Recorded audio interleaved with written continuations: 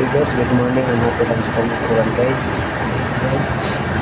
For today's video guys, tayo po ay magluluto ng ginisang ampalaya na may harang ito guys. May kasabay tayong pork din po adobo guys sa kabilang kawali. Una natin gagawin guys, igisa muna ng bawang sibuyas bago tayo mag-focus doon sa pork limpo adobo guys. Punlawin naman na yung ating pork limpo adobo guys. Dito tayo mag-focus muna sa ampalaya na ginisa. Ayan, bigyan natin yung bawang guys. Sunod natin yung sibuyas.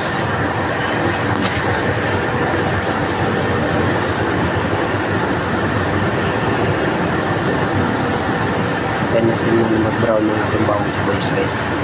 Bago natin ilagay yung ating ampalaya guys. Maya-maya lang.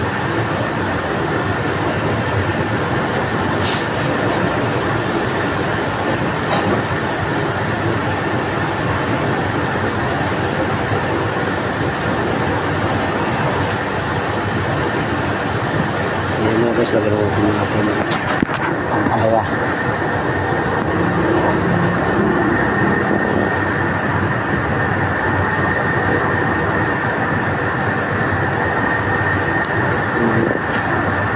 Nilagyan na natin ang palaya guys. Haluin na natin ito guys. Hindi sa maluto yung ating palaya guys. Ang maluto na natin ang palaya guys. Sunod na natin yung ito.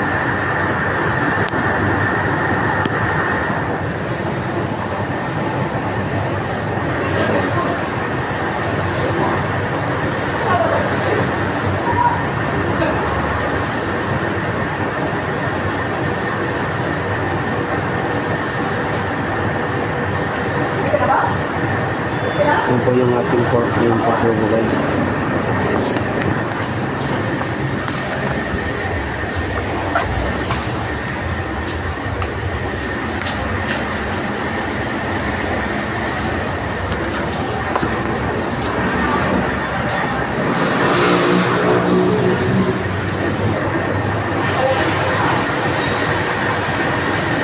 Almost done na ng ating limpo adobo guys. Dito na tayo mag-focus sa ating ginisang ampalaya na may ito. Ayan. Ito kombinasyon menu ang ating ulam yun guys. Sa ating pang almusal diretso tanghalian ito guys. Sabay natin yung dalawa na ating ulam. Ayan.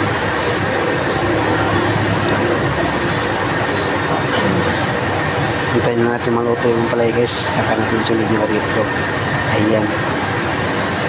Haluin na natin ito guys para ma-rosaw yung ating ingredients na inilagayan guys. Pampalasa gaya ng magic at sa konting asin. Ayan.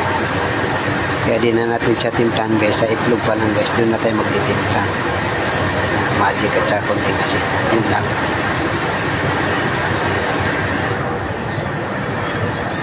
Para malusaw-usaw. Kasi pagka naglagay tayo ng magic sa direkta sa ginisa, hindi siya agad malulusaw.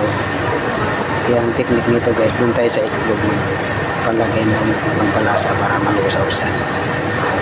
Mahalo siya ng mabuti.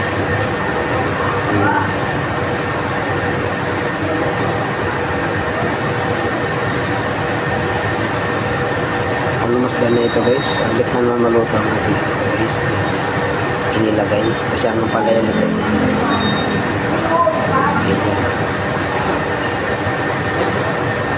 Almost done na ito guys. Maya guys. Dito serve na ito guys. Sa ating mga pagkainan guys. Kasabay ng ating pork limpo adobo guys. Yan po yung ating pork limpo adobo guys.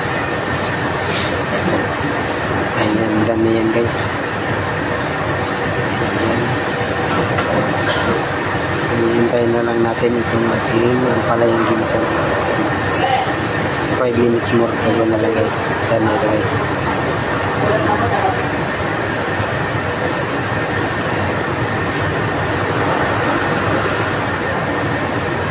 Okay guys, thanks for watching guys.